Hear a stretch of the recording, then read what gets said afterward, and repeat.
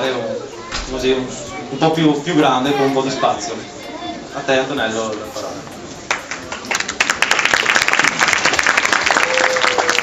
Ciao a tutti e buongiorno. L'amministrazione comunale quest'anno per la prima volta ha deciso di andare incontro alle parrocchie e ai ragazzi e portare fuori i propri spettacoli, perché per anni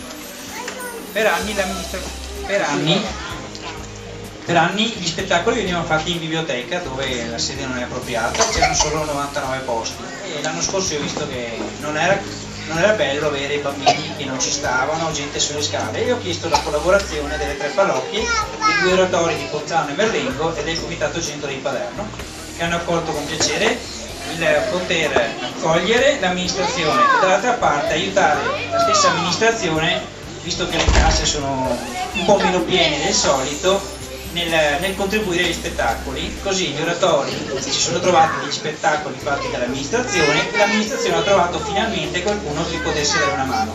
Io ringrazio Don Aldo, Don Alessandro e Don Bruno e i 3 circoli, vedo qui Andrea di Ponzano, Michele di Merlengo e il Comitato Centro di Paderno, che con oggi concludiamo questo ciclo, sperando che ce ne siano altri per altri motivi e nei prossimi mesi, per riuscire a portare qualcosa, in questo caso per i bambini ma anche per gli adulti. Ieri sera c'è stato uno spettacolo a Ponzano di teatro e anche lì è sorta una collaborazione tra l'amministrazione e tutte le associazioni che con teatro, musica o danza ogni 2 settimane offrono qualcosa al territorio, perché insieme si fanno le cose con meno soldi e anche migliori. Grazie ancora e buon spettacolo.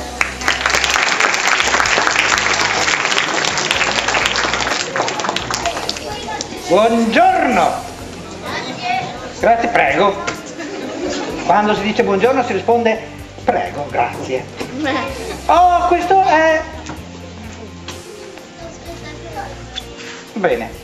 Questo è uno spettacolo di burattini, come è stato già tranquillamente detto. E quindi... Le marionette. No, non cominciamo. Allora, questo è uno spettacolo di burattini. Le marionette si fanno coi fili. Fine. Burattini.